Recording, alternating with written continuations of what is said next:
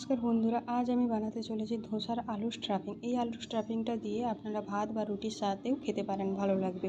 প্রথমে আলুটাকে কেটে জল দিয়ে ভালো করে ধুয়ে প্রেসার কুকারে একটি সিটি মেরে নেব। তারপর একটি কড়াই বসিয়ে সামান্য তেল গরম করে একটি শুকনো লঙ্কা, কয়েকটি জিরে, কালো সরষে দিয়ে কিছুক্ষণ পাকিয়ে নেব।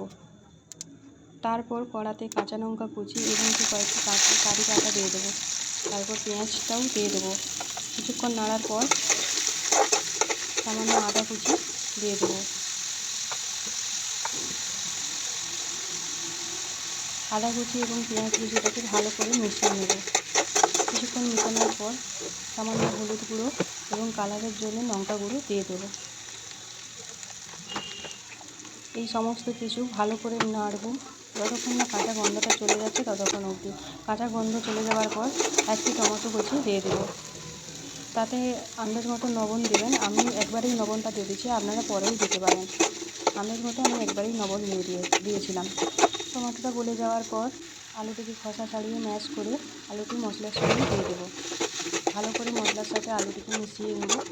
কিছুক্ষণ মিশিয়ে নেব।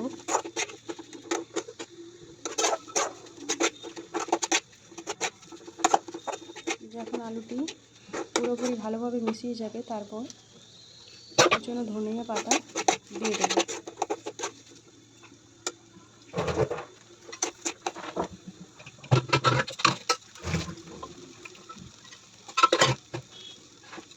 ধনিয়া পাতা দিয়ে কিছুক্ষণ নাড়ার পর আমি নামিয়ে নেব।